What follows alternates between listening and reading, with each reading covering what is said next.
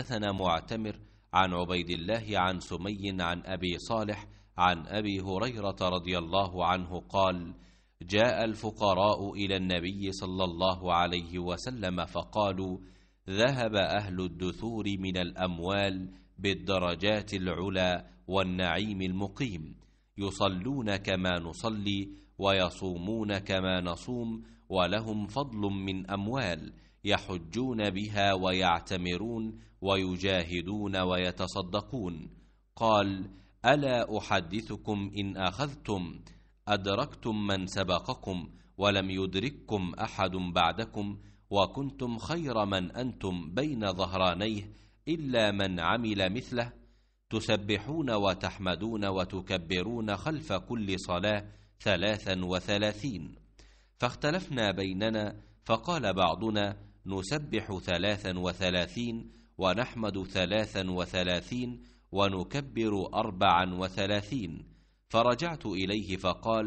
تقول سبحان الله والحمد لله والله أكبر حتى يكون منهن كلهن 33۔ ابو صالح ذکوان نے بیان کیا، ان سے ابو ہریرہ رضی اللہ عنہ نے فرمایا کہ نادار لوگ نبی کریم صلی اللہ علیہ وسلم کی خدمت میں حاضر ہوئے اور کہا کہ امیر و رئیس لوگ بلند درجات اور ہمیشہ رہنے والی جنت حاصل کر چکے، حالانکہ جس طرح ہم نماز پڑھتے ہیں وہ بھی پڑھتے ہیں، اور جیسے ہم روزے رکھتے ہیں وہ بھی رکھتے ہیں۔ مال و دولت کی وجہ سے انہیں ہم پر فوقیت حاصل ہے کہ اس کی وجہ سے وہ حج کرتے ہیں، عمرہ کرتے ہیں، جہاد کرتے ہیں اور صدقے دیتے ہیں، اور ہم محتاجی کی وجہ سے ان کاموں کو نہیں کر پاتے۔ اس پر آپ نے فرمایا کہ لو،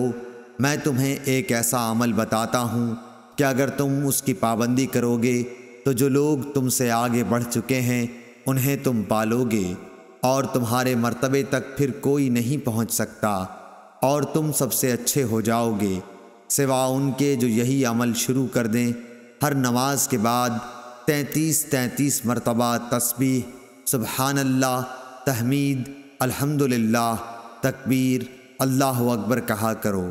پھر ہم میں اختلاف ہو گیا، کسی نے کہا کہ ہم تسبیح 33 مرتبہ، تحمید 33 مرتبہ اور تکبیر 34 مرتبہ کہیں گے۔ میں نے اس پر آپ صلی اللہ علیہ وسلم سے دوبارہ معلوم کیا تو آپ صلی اللہ علیہ وسلم نے فرمایا کہ سبحان اللہ اور الحمدللہ، اللہ اکبر کہو، تاکہ ہر ایک ان میں سے 33 مرتبہ ہو جائے۔ صحیح بخاری حدیث نمبر 843۔